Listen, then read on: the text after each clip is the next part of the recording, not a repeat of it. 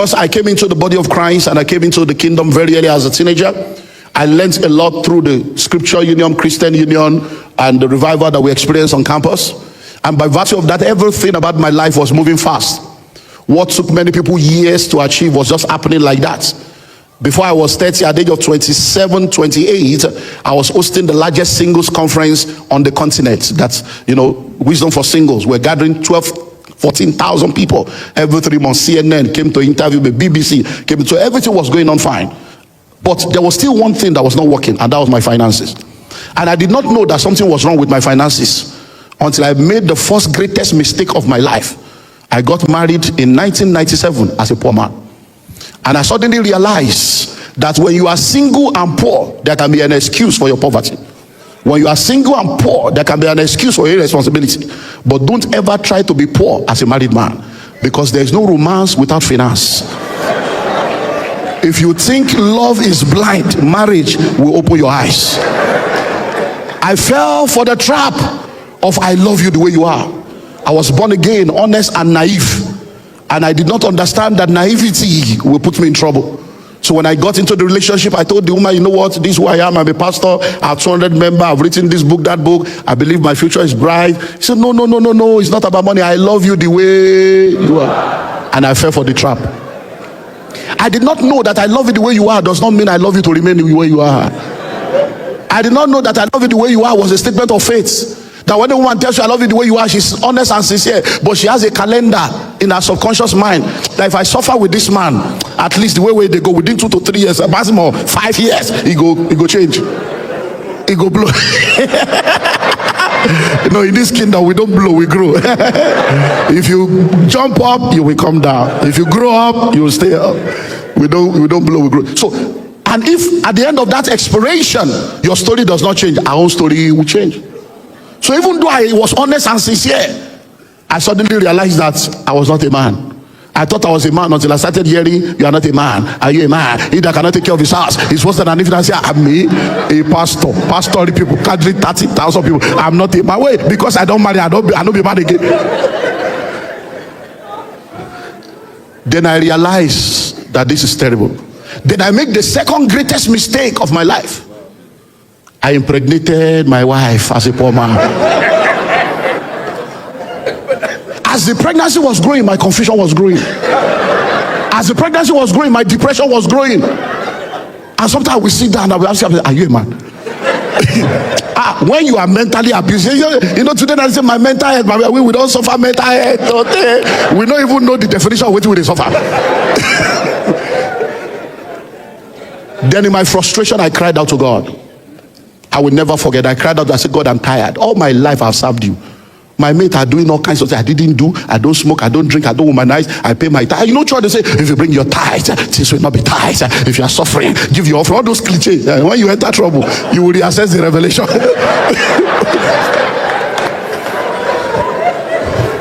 So I began to cry, and every scripture I threw at God, I just kept hearing, who told you? Who told you? Who told you? Who told you?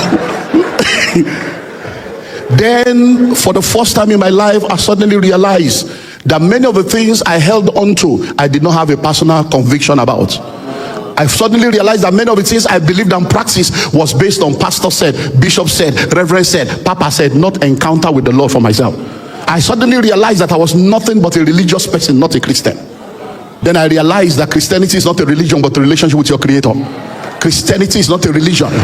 Religion is more dangerous than the devil. When you practice Christianity as a religion, you'll be a pawn in the hands of charlatan. You'll be a victim of the religious interpretation and the myopic interpretation of scriptures of the people you listen to. And for the first time, God told me, if you really want to be free, let me show you the way out. And He took me from Genesis to Revelation and began to show me from the word the way out of poverty. I was seeing scriptures that I never saw before. Scriptures that we have interpreted based on religion. I was reading from another translation, Occupy till I come, that they used to tell us to be holy. I saw that it is do business till I return. He gave gifts unto men that we thought it was ability to sing, ability to dance. I saw that the gift was money. I said, hey, couldn't you have put my money in the bank so that at my coming I will have it with interest? I suddenly realized that many of the scriptures we have put religion into has nothing to do with religion. And I said, wow, Lord, show me how. And in 8 months, I had an encounter with God, 1997 to 1998. For 8 full months, I was like a madman. And God gave me assignment. Don't forget, there was no Google now. No Google. Google did not exist, nothing. And God told me, go and see. He said, who is the richest man in Africa? Who is the richest man in North America? Who is the richest man in Asia? He began to ask me, who is the richest man in all the continents of the earth? None of them were born again. He said, so if all the rich people are not in church, does that not tell you something, my son? Did they get the money from the devil? Did they get it from money? He said, so I said, God, I don't understand. So he began to show me. And guess what? I studied the rich and wealthy people on the face of the earth. I studied their life. I studied because the success leaves clues.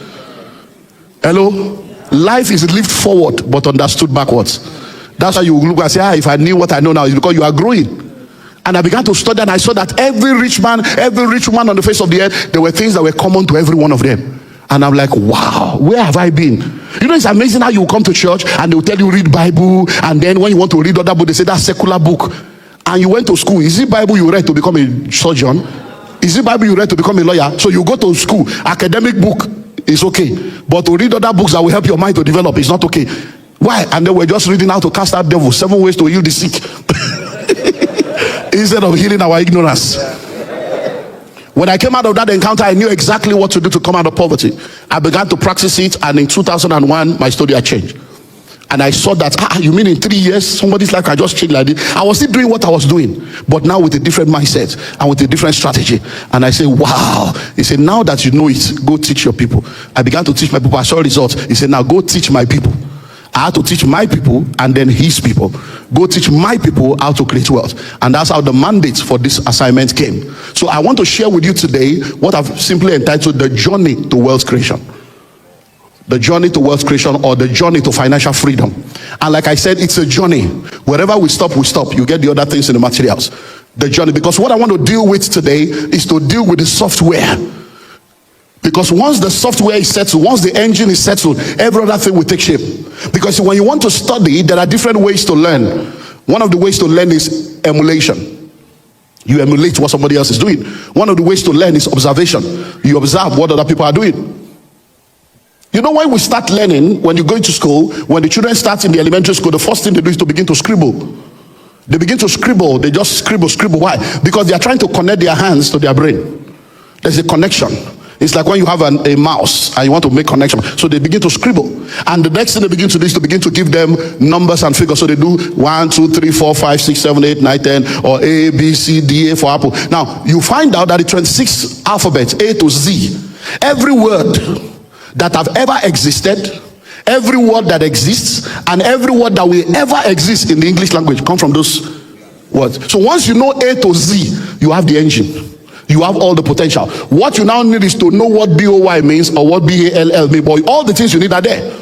Same thing, 0 to 9 is where all the numbers will come from. 0 to 9. Every other thing is a combination of that 0 to 9. So what I want to do today is to give you the A to Z and 0 to 9. Give you the engine. And once you have that engine, then you begin to, some of the engine you will get today, we just bring perspective to what you say, okay, no wonder.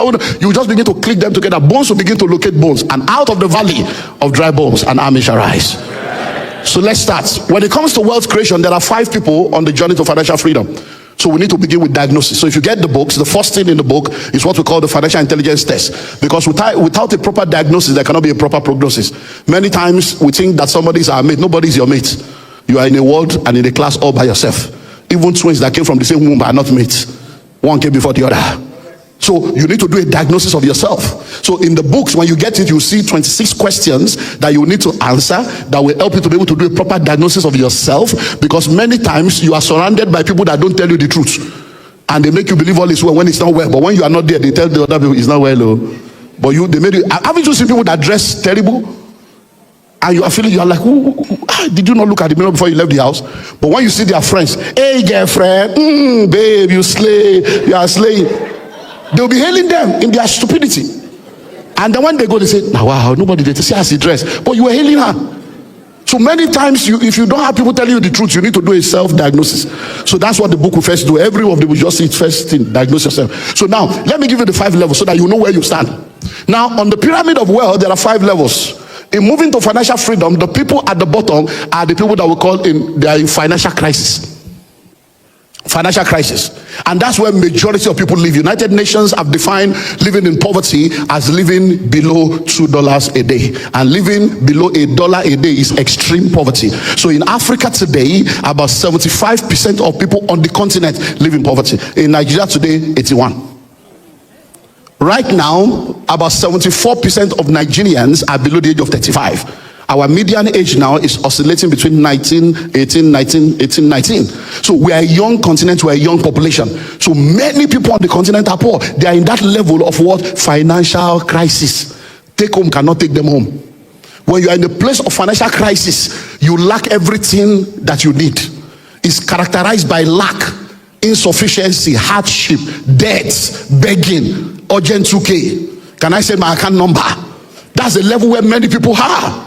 And you find out that for anyone that is gainfully employed, even if you earn minimum wage, you'll be amazed at how many people will be asking you for money. And you're asking them, how do you think me I'm surviving? If I have money, you think my life will be like this? So financial crisis. So if you're in that level in your life right now where you have no source of income, or your source of income is not even enough to take care of the basic needs, and you have to borrow and beg to survive, you are in financial crisis. Second level is financial instability. Financial instability. Financial instability is where we have another massive group of people. Those in financial instability are people that actually have a job. They have a job, they have a source of income. But at the end of the day, by the time they get the income, it's not enough to take care of their needs. It's not enough to take care of the basic needs that they require to live a normal kind of life. So people in financial instability are people that if for any reason they lose their job, or if for any reason an unexpected expenses shows up in their life, they are going to be in crisis. So they end up borrowing money from cooperative against the salary for the next 3 months. They collect staff loan, not to buy a car, not to buy land, but to do the burial. And then before you know it, they borrow money to pay hospital bill for their wife that was pregnant. And you have all kinds of issues. So you have people, they are laboring. They wake up very early in the morning. They come back late at night. They are hard working. But when they walk like an elephant, they eat like an ant. Unfortunately for many people, the only thing growing in their life is their age. They have become a brand ambassador for poverty. And if you are not tired of poverty, poverty is tired of you. Because they need a new picture for the billboard. Your face is too common. But the Bible says he raises the poor from the dust and the needy from the dunghill, and he set them among princes, even the princes of the earth. And I believe in the name that is above every name, that by this encounter something is coming upon you today. It's called the hand of God, and as the hand of God rests upon you, it will reorganize your life, and out of this encounter will come for testimonies to the glory of his name and to the shame of the devil. The third set of people are people that are in financial stability. Financial stability. And I'm going to spend a while to discuss these people, because that's where majority of what we call high net worth individuals in this country are. And that's one of the most deceptive level. And I'm going to explain. Now, please listen. I need handkerchief. Yeah, thank you. Now please listen. Are you ready for this? People in financial stability have stable job and stable income. They probably even have a house of their own. They have cars. They travel abroad. Their children are in private schools. They have some savings. Now, listening to this, because that's where many people, when he was talking about somebody that will have 24 cars and they are doing keke, that's how it happened. Let me help you. Now listen. People that are in financial stability, they have good jobs. They have good income. Let me tell you something. There are people that are earning 5 million every month. Some 8 million, some 12 million every month in this country. Lega, senior manager, those are the people in financial stability. They are the most deceived set of people. You know why they are the most deceived set of people? Because every 4 weeks, millions show up. By virtue of the job they do, by virtue of the connections they have, they've been able to build networks with people. They travel, they are widely traveled. Some of them, by virtue of their job, the job even includes traveling. Every month they're in one country or the other. And those bills are being paid by the company. Official car, official coffin, official house, official, everything's official. But the problem is, this group of people, the day they lose their job like this, 90 days later they are poor. That's the problem. Why? Because everything that produces money for them is through hand income. That means they have to be physically present. They have to labor for that money to show up. They don't have anything that produces for them outside of their labor.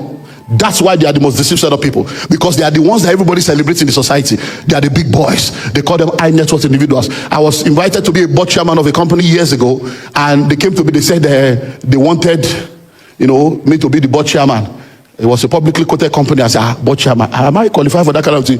I said, so let me find out. Have you found out the qualification for those kind of things? No, they say that in Nigeria, I don't know if it has changed. That was years ago. That anyone that has 100 million is high net worth. I say, that's what you define as high net worth in this country. I say, I need to go back to school. 100 million. I say, that is a poor man in Nigeria now. 100 million. If we change 100 million to pounds, do you know how much that is? So that, I say, so all these people that I say, I be high net worth.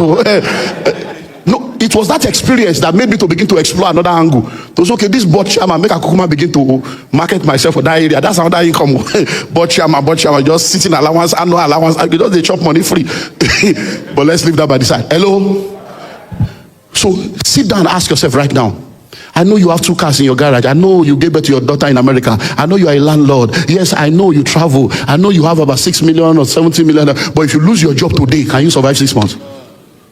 If you cannot, if you don't have any other thing producing money for you, you are that man, you are that woman, you are that couple, you are that family. And that's why you see a lot of people that think that all is well and suddenly realize that all is not well. Many of us think that we have very rich fathers and rich parents until they die and we become poor. And I say, when my father died, the money disappeared. Money does not disappear like that. Hello? The reason why he died and the money died is because all the money he was making was based on end income. He had to labor for the money to come. Hey, my husband died and all the money disappeared. Money does not disappear like that. Hello? So that's the third set of people. So if you are sitting down here right now and all your source of income is based on that good job that you have, all your source of income is based on that good salary that you had, all your source of income is based on the perks that you get by virtue of your labor, listen to me, you are not safe. It's false safety. It's false security.